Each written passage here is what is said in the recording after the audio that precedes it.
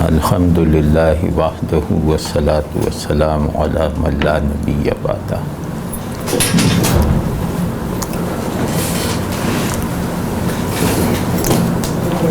ہم نے اس موضوع پر کئی نشستیں کی، گفتگو کی، تبادلہ خیالات کی کہ دین اور ریاست کا تعلق کوئی لازمی حیثیت رکھتا ہے یا آپشنل ہے یا غیر ضروری ہے۔ مگر ہماری جو تین چار پانچ نشستیں چلتی رہیں ان میں دین اور ریاست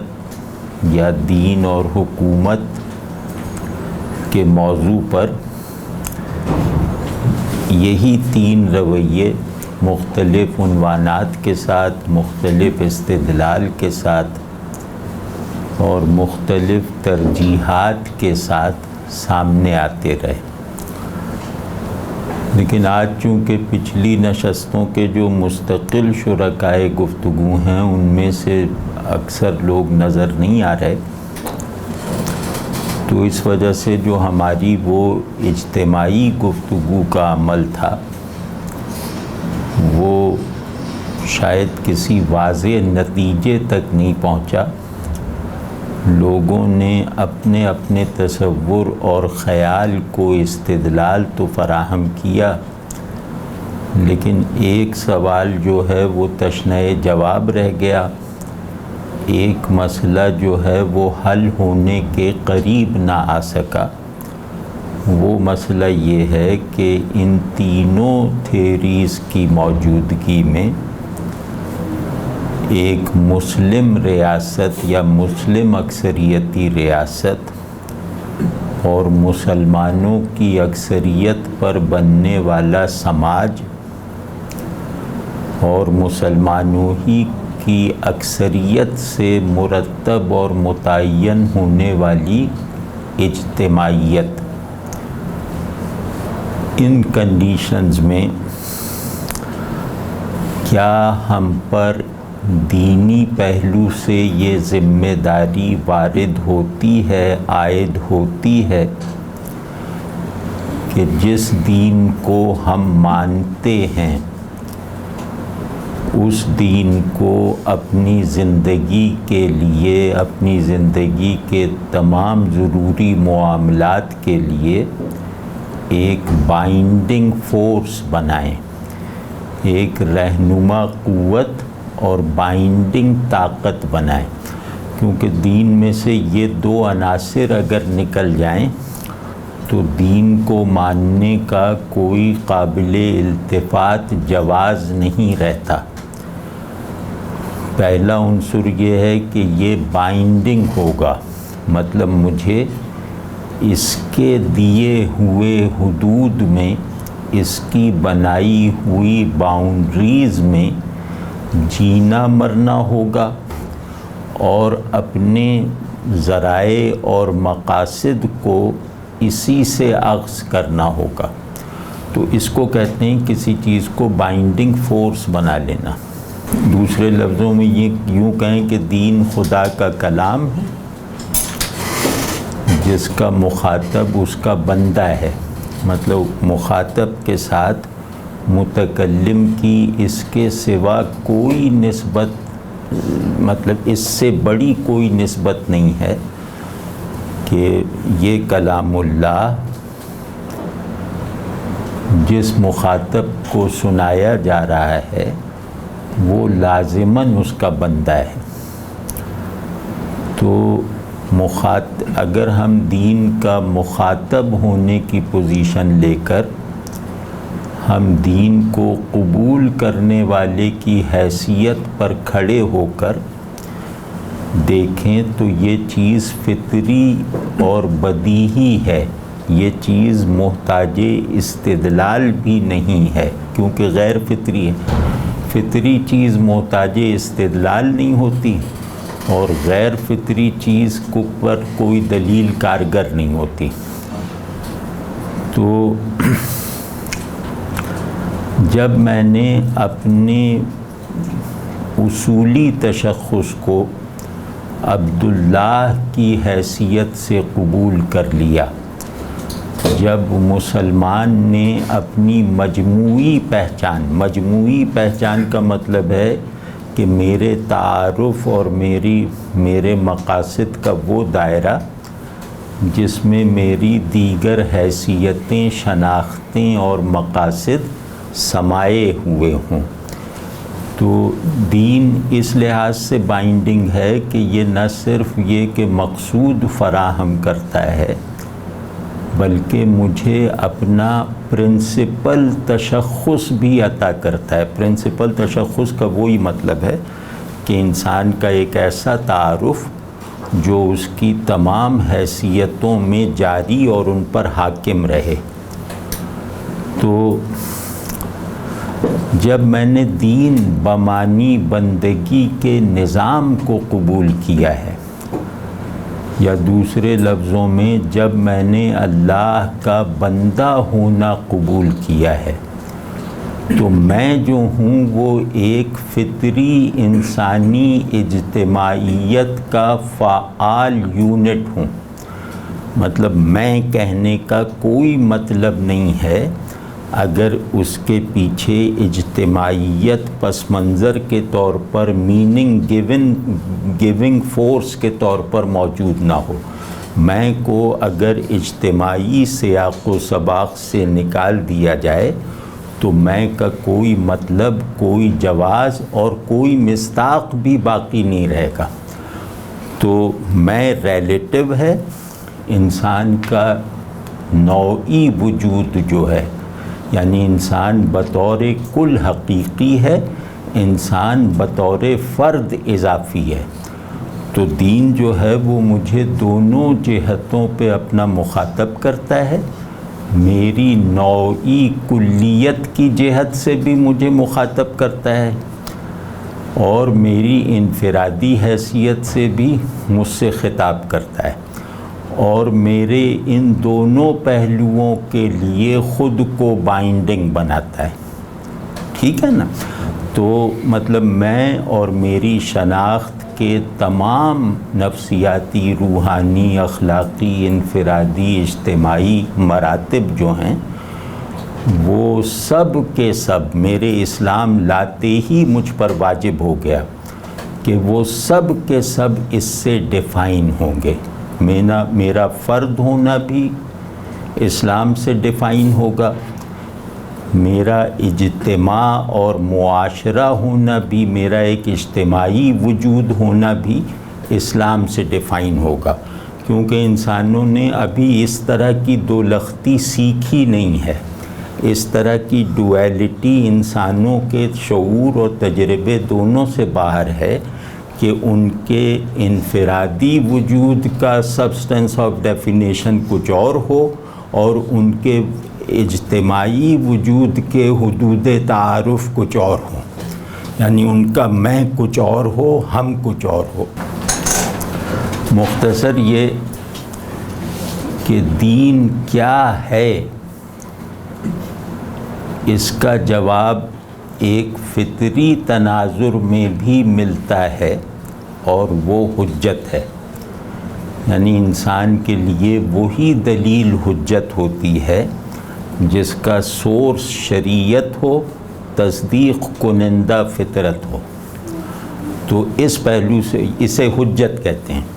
جو قانون ہدایت اور قانون فطرت دونوں سے ثابت ہو جائے تو وہ حجت ہے، مطلب اس پہ اس کے خلاف کسی بھی طرح کی ایکٹیویٹی وہ گویا مہمل کام ہے۔ تو خیر، تو بالفاظ مطلب مختصر یہ کہ ہم یہ کہہ رہے ہیں کہ دین کیا ہے کو اس کے فطری سیاق و سباق اور تناظر میں دیکھا جائے، جس کی تائید شریعت سے ہوتی ہے، جس کی تصدیق فطرت سے ہوتی ہے۔ تو اگر ہم فطرت کی جہت سے دیکھیں کہ دین کیا ہے، تو دین کیا ہے کا کوئی جواب دین کیا ہے کہ جواب میں ترتیب دیے جانے والے الفاظ کا مجموعہ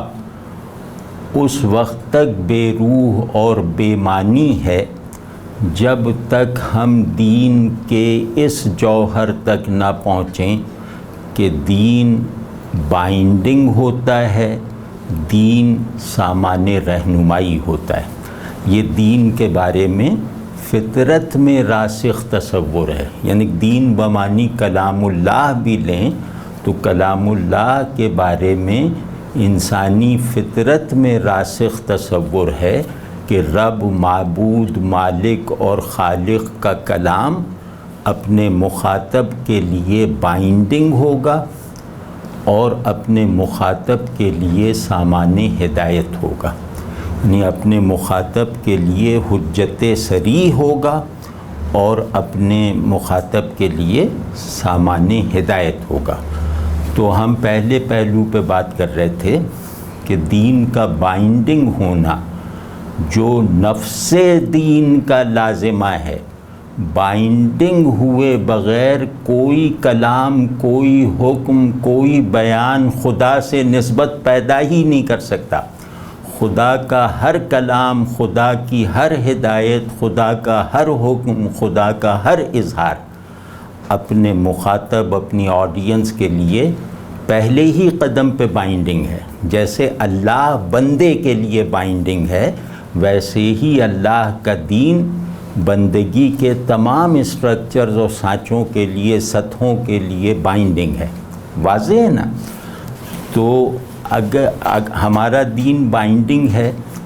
تو بائنڈنگ وہ امر ہوتا ہے، بائنڈنگ آپ سمجھ رہے ہیں نا، جو پورا احاطہ کر لے اپنے مخاطب کا اور پھر اسے اپنے سے باہر جانے کی نہ ضرورت محسوس ہونے دے، نہ تجاوز کرنے کی اجازت دے، وہ ہوتا ہے بائنڈنگ۔ ٹھیک ہے نا؟ تو اگر یہاں زائد ہے، دین اپنے ایک ایسنس میں، ایک جوہر میں بائنڈنگ ہے، اپنے ہر مکلف مخاطب کے لیے بائنڈنگ ہے، تو یہ ممکن نہیں ہو سکتا کہ یہ انسان کو اپنی کسی دو لختی کے اقرار اور اثبات اور ادراک تک پہنچائے کہ تیرا انفرادی وجود اور اس کے تقاضے کچھ اور ہیں، اجتماعی وجود اور اس کے تقاضے کچھ اور ہیں۔ یہ انسان اس دو لختی کا عادی نہیں ہے، مطلب خلاف فطرت ہے۔ تو اس پہلو سے میں ایک مقدمہ عرض کرنا چاہ رہا تھا کہ دین کا مطلب ہے اسلام کا، اس میں بلٹ ان مطلب ہے اسلام کی کہ ہر جز میں جو مطلب راسخ ہے، وہ راسخ مطلب یہ ہے کہ انسان اپنی انفرادیت اور کلیت کے ساتھ اس کا پابند بھی ہے اور اس کا مظہر بن کر رہنے کا مکلف بھی ہے۔ یعنی حکم کا ایک مطلب ہوتا ہے کہ اسٹیٹ آف اوبیڈینس میں رہے بندہ، اور دوسرا مطلب یہ ہوتا ہے کہ بندگی کا مظہر بندگی کا اخلاقی مظہر بن کے بھی دکھائے۔ تو میرا دین قبول کرنا پہلے ہی درجے پر، درجۂ فطرت پر میرے لیے یہ واجب کر دیتا ہے کہ میں اس کے حدود کا پابند رہوں اور دنیا کے تعلق سے، انسان کی نسبت سے اس کے جو مطالبات ہیں ان کی تکمیل کا مظہر بھی بنوں۔ واضح ہے نا؟ تو دین حالت اطاعت اور حالت مظہریت میں رکھنا چاہتا ہے، یہی بائنڈنگ ڈسکورس ہوتا ہے۔ تو پہلی بات تو یہ ہوئی کہ یہ تفریق نہ سمجھ میں آنے والی ہے، اور اس تفریق کو سمجھنے کی خواہش کا پیدا ہونا بھی مصنوعی ہے۔ ایک ہوتا ہے نا بعض چیزیں ہماری سمجھ میں نہیں آ رہی ہوتی فی الحال، تو ہم یہ خواہش اور کوشش کرتے ہیں کہ یہ چیز ہماری سمجھ میں آ جائے، یا ہم اپنے ساتھ تبادلہ خیال کرنے والے کو، اس بات کے کہنے والے کو یہ دعوت دیتے ہیں کہ تم اپنی بات کے حق میں کوئی دلیل پیش کر دو جو مجھ پہ اثر کر جائے، جو سمجھا بھی دے، قائل بھی کر دے۔ لیکن بعض غلطیاں ایسی ہوتی ہیں، فطرت میں غلطی ایسی ہوتی ہے کہ اس پہ دلیل دینا جہالت ہے، دلیل طلب کرنا سفاہت ہے۔ مطلب وہ اس کے لیے دلیل کا امکان محمل ہے،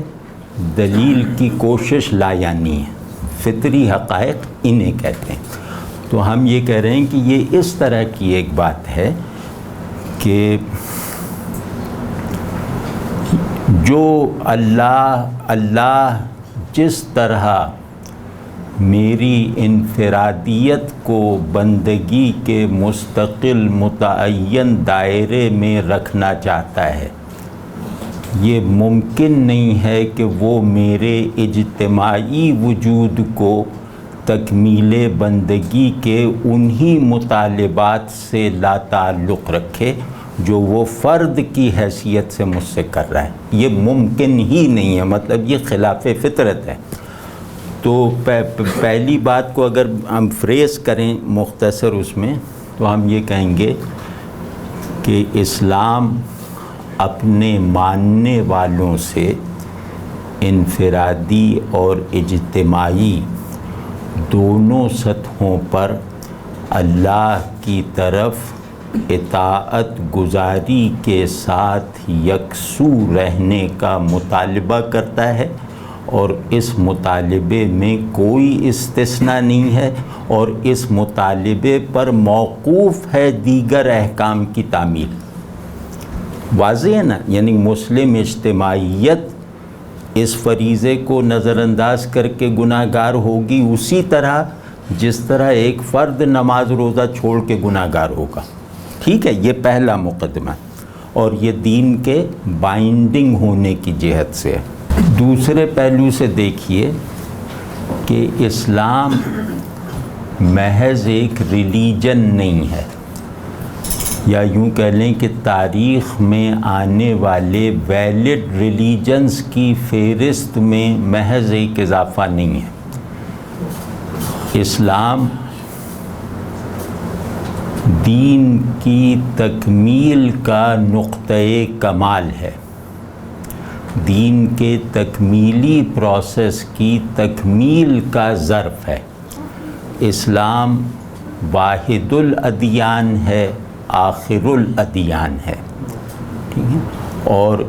اس سے پہلے کسی بھی مذہبی دینی روایت نے، یا اس روایت کے لانے والے نے، یا اس روایت کی جس اسکرپٹ پر ہے اس اسکرپٹ نے یہ دعویٰ نہیں کیا کہ میں قیامت تک کے لیے ہوں، ہر آدمی، ہر انسان کے لیے ہوں، ہر قوم، مطلب ہر انسان کے لیے، ہر وقت کے لیے ہوں۔ یہ دعویٰ کسی نبی کی زبان سے یا کسی کتاب الہیہ میں پہلی مرتبہ قرآن و سنت میں ہوا ہے کہ رسول اللہ صلی اللہ علیہ وسلم نے فرمایا نا، ایک روایت ہے اس مفہوم میں، اس سے ملتے جلتے مفہوم میں، کہ مجھے 6 باتوں پر دیگر انبیاء سے امتیاز بخشا گیا ہے۔ تو ان میں سے ایک بات یہ ہے کہ میں دیگر انبیاء خاص قوموں، خاص علاقوں، خاص زمانوں کے لیے آتے تھے، میں ہر آدمی، ہر انسان کے لیے اور ہر زمانے کے لیے مبعوث کیا گیا، ٹھیک ہے، اور میرے بات کو، یعنی کہ ایک ایسا دین جو وحی کی آمد کے امکان کو یونیورسلی ریجیکٹ کر رہا ہو۔ وہ یہ نہیں کہہ رہا کہ ابراہیمی روایت میں اب کوئی نبی نہیں آئے گا، وہ وحی کو منقطع کر رہا ہے یونیورسل اسکیل پر کہ زردشتی روایت میں بھی نہیں آئے گا، موسوی میں بھی نہیں آئے گا، عیسوی کسی بھی روایت میں ساری دنیا میں وحی کے نزول کا ہر راستہ بند ہو گیا۔ تو ایک ایسا دین جو اپنی بناوٹ آخر الادیان کی اور آخر الوحی کی رکھتا ہے، تو یہ اور انسان کو مخاطب اور مکلف ٹھہراتا ہے، تو یہ کیسے ممکن ہے کہ انسانی زندگی کے محرکات اور مؤثرات، انسانی زندگی کے مقاصد، وہ انفرادی اور اجتماعی دونوں سطحوں پر ہر مسلمان سے نہ طلب کیا جائے، اور ہر مسلمان دین کے انفرادی اور اجتماعی فرائض، اگر اس میں تکلفاً ان فرائض کی تقسیم کر لی جائے تو ہر مسلمان اس بات کا پابند ہے کہ وہ دین کے انفرادی اور اجتماعی مقاصد میں حتی المقدور ایک فعال حالت میں شریک رہے، شامل رہے۔ مطلب اگر کوئی شخص دین کو صرف فرد کا مسئلہ سمجھ کر اپنی انفرادیت کی تمام تعمیر دین کے دیے ہوئے اجزاء ہی سے کرتا ہے، لیکن وہ دین کے اجتماعی مقاصد سے، دین کے اجتماعی حقائق اور ذمہ داریوں سے خود کو لا تعلق رکھتا ہے، تو اس کی انفرادیت کی تشکیل حق کے مادے سے نہیں ہوئی، باطل کے مادے سے ہوئی ہے۔ ٹھیک، یہ دوسرا یعنی یہ ہمارا دوسرا مقدمہ ہے۔ تو اب یہ مطلب یہ دو مقدمے پیش کرنے کا یہ مطلب نہیں ہے کہ ہمارے یہاں جو آج کل ہماری آج کی فضا میں جو ایک تھیسس اور اینٹی تھیسس پیدا ہو گیا ہے، مطلب ایک روایتی بیانیہ اور ایک جب متبادل بیانیہ، اس فضا میں نہیں کر رہا میں، کیونکہ اس میں میری رائے دوسری ہے۔ مطلب ادھر بھی کچھ باتیں صحیح ہیں، ادھر بھی کچھ باتیں صحیح ہیں۔ مطلب میری اس گفتگو کو اس فضا میں رکھ کر نہ دیکھا جائے، اس گفتگو کو جیسے اصولی گفتگو سمجھا جائے، ان مقدمات کو اصولی مقدمات سمجھا جائے۔ اب اس میں ظاہر ہے کہ انسان میں ترجیحات کا، افتاد طبع کا، فوری مقاصد کا فرق ہو سکتا ہے، انسان کے حالات میں تنوع ہو سکتا ہے، حالات کے مطالبات اور دباؤ میں فرق ہو سکتا ہے، تو اس کی وجہ سے کوئی آدمی دین کے اجتماعی کردار کو دعوت کے پیراڈائم میں اس کا مظہر بنتا ہے، کوئی آدمی سیاست کے تناظر میں اسے دیکھتا ہے، کوئی آدمی تعلیم و تدریس کے سیاق و سباق میں اسے رکھتا ہے۔ تو یہ سب لوگ اپنے اپنے میدان اور ڈسپلنز کے فرق کے باوجود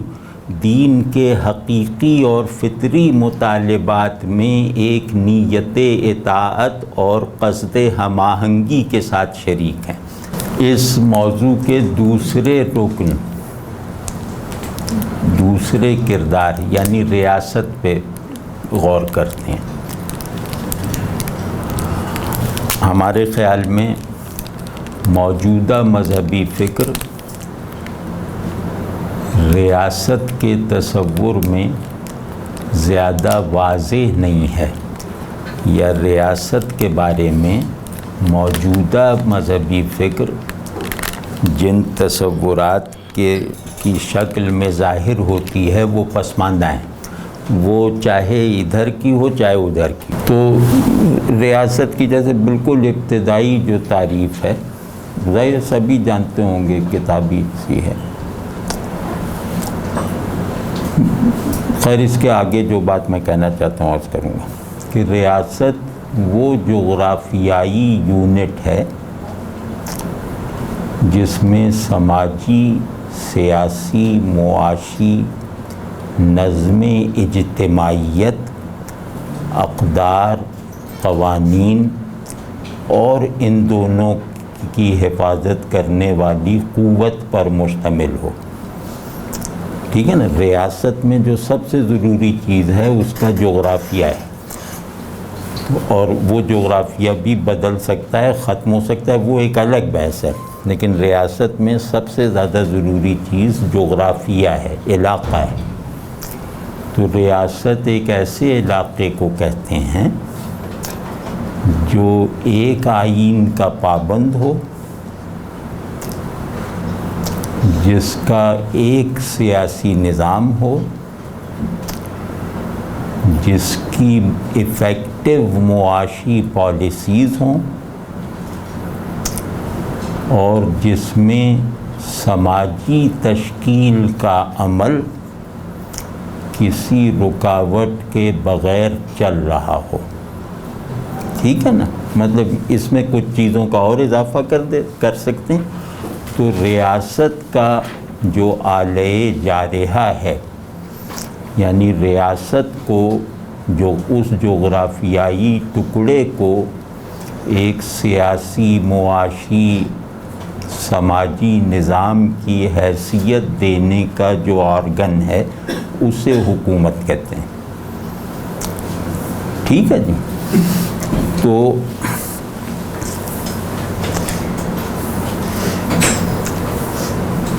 اس میں دوسرا پوائنٹ یہ ہے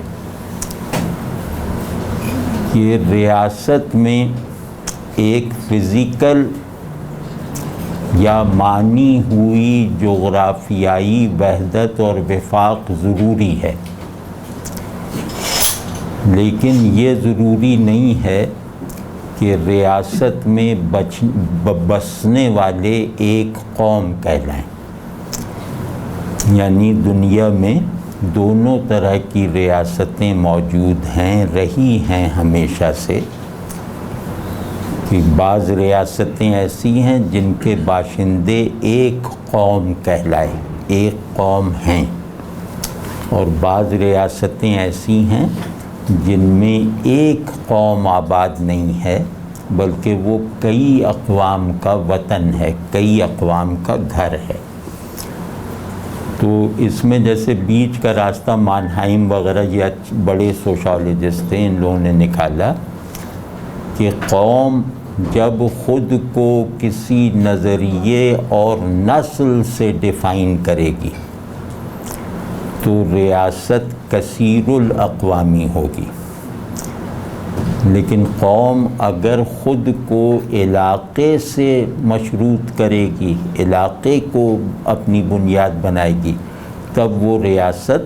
یک قومی ریاست ہوگی۔ تو انسان میں، انسانی تاریخ میں قومیت کی تشکیل کرنے والے یہ تینوں عناصر اس وقت سے موجود ہیں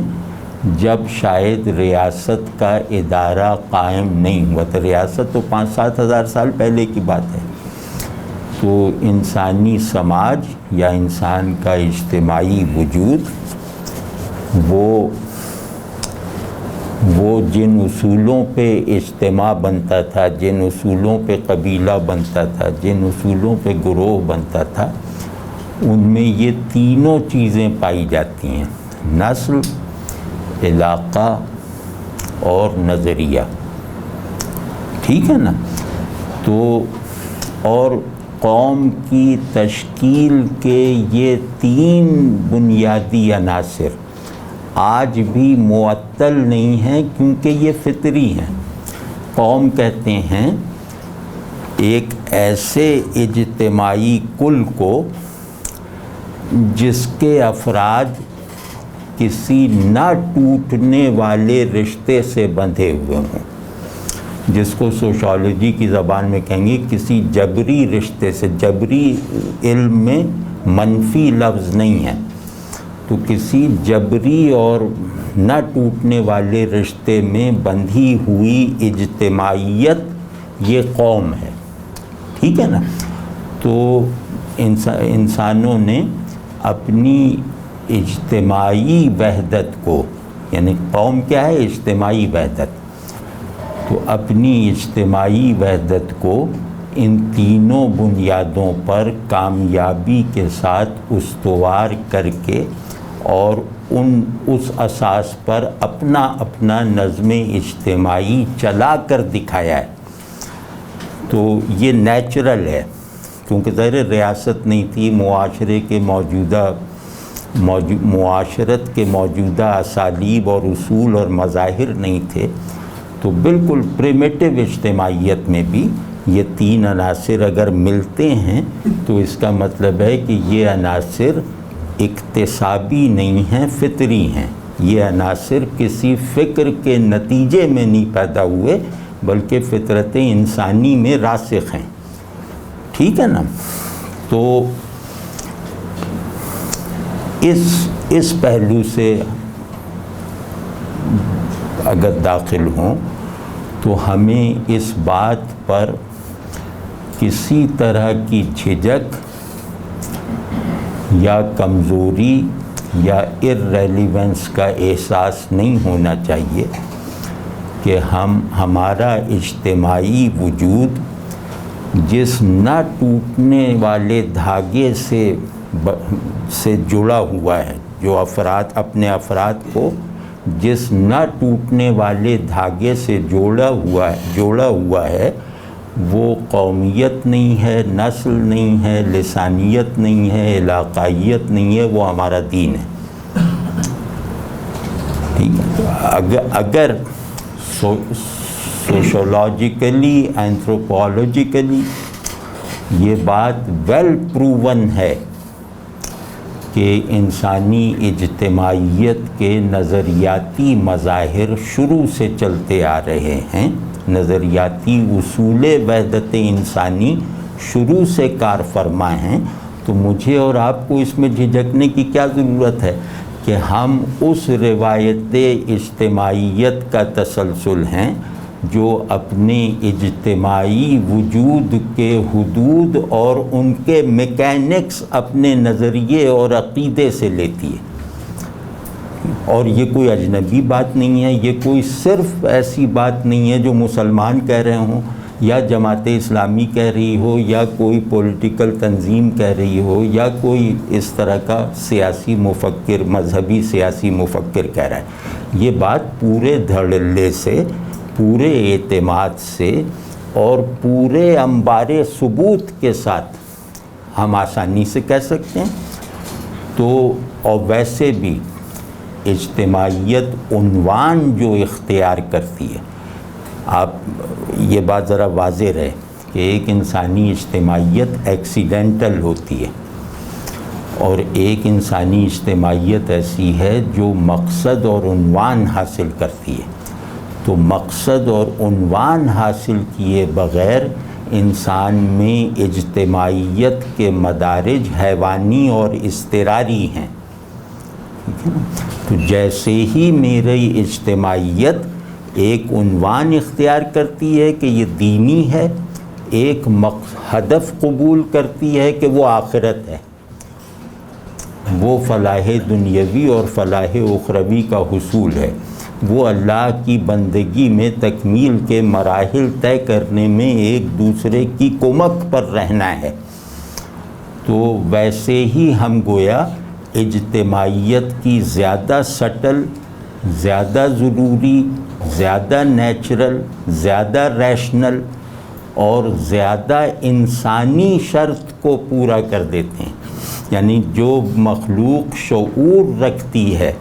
یہ ممکن ہی نہیں ہے کہ اس کی انفرادیت ہو یا اجتماعیت ہو وہ مقصد سے اور نظریے سے خالی ہو۔ انسان نے یعنی